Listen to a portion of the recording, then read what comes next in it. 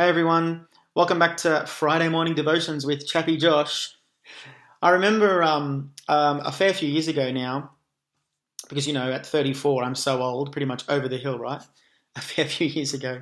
Anyway, there was this kid that I was looking out for, and I felt that one of my colleagues who was disciplining this kid at the time just took it way too far. And me, rather than deal with it by having a normal adult conversation with them afterwards, well, I took it too far, and we ended up exchanging some pretty hurtful things. Suffice to say, we both ended up in the boss's office, and we both ended up in a fair bit of strife. You see, all I wanted from this person was for them to show kindness, compassion, love, grace to this kid. And my solution was to throw anger, bitterness, and hate. Now, you guys might remember back in the old days when people got married, you were able to go and celebrate with a large group of people. It was called a wedding. I know. You could actually be there with them, not just watch it on a screen. It was amazing. And at almost every wedding, you hear these words, right? 1 Corinthians chapter 13. And I shouldn't say it like that because it's one of my favorite verses in the Bible. And it says this: love is patient. Love is kind. It does not envy. It does not boast. It is not proud. It does not dishonor others. It is not self-seeking. It is not easily angered. It keeps no record of wrongs. And it keeps going on and on. But for me, this is the most beautiful definition of love. In fact, I believe it describes God's love, perfect love, a love that cannot by anything be destroyed, a love that truly will never end. I have not modeled that love well.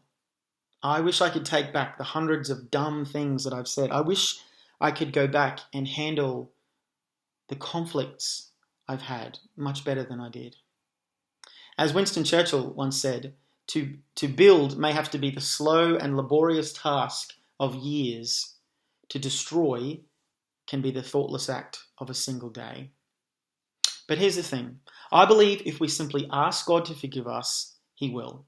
There's no going to church X amount of times or sacrificing animals or making up for the wrong by doing enough right. It doesn't work like that. Remember the last part of that Bible verse. Love keeps no record of wrongs. So not only are we forgiven, but our wrongs are also forgotten. Why? So it no longer has any power over us. You see, when we harbour all this pain and hurt and hatred, we're tricked into feeling powerful, like we hold part of our perpetrator's life in our hands. But the fact is, we're only adding to our own pain. Now, I'm not for 1 second saying go back and trust the people who've done unspeakable things to you. That would be stupid. And that's not what God is saying either. But when we release the hurt, the pain, the lies, the hate in healthy ways from our hearts and minds, we are set free. Am I saying get over it? No, there are things we simply should not and cannot get over. But we can move forward. We can be happier. About a year after being dragged into the boss's office, that colleague and I exchanged life stories on a camp. And I'll never forget it. Their story was just full of tragedy. And I couldn't believe that I had simply added to that pain in their life. Romans chapter 8 verse 1 says, there is no condemnation for those who are in Christ Jesus. If you're a Christian, you are free. Claim it, live it, and share it with all the people around you. And if you're not a Christian, God is with you wherever you go. Talk to Him, ask for forgiveness, receive His freedom. And for all of us, let's be forgivers. Let's still be wise about it, but let's love with perfect love.